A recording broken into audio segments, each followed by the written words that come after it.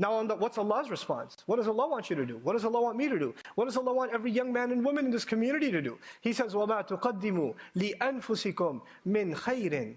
Whatever you invest, and I'm using the word invest on purpose. Taqdeem is used, in archaic English translations, they translate whatever you send forth for yourselves, which I don't think anybody here understands. Sending forward for yourself basically means investing.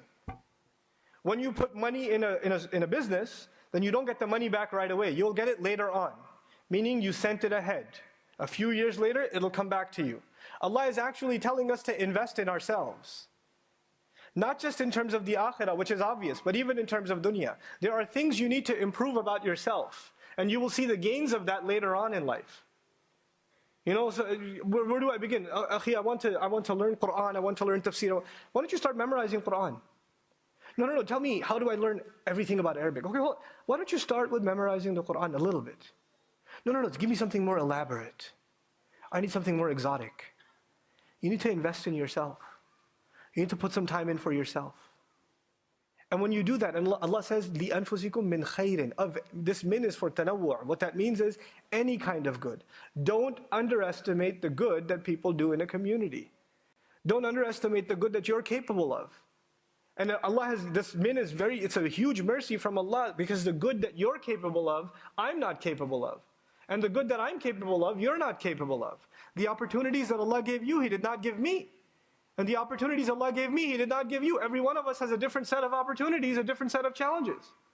And we have to make the most out of whatever life Allah has given us and find a way of doing some kind of good for ourselves and for other people. And if you can focus yourself on doing something good, and you will find with Allah. تَجِدُوهُ عِنْدَ اللَّهِ إِنَّ اللَّهَ بِمَا تَعْمَلُونَ بَصِيرٌ. It's what an eloquent conclusion. No doubt Allah is in full view, especially of what you do.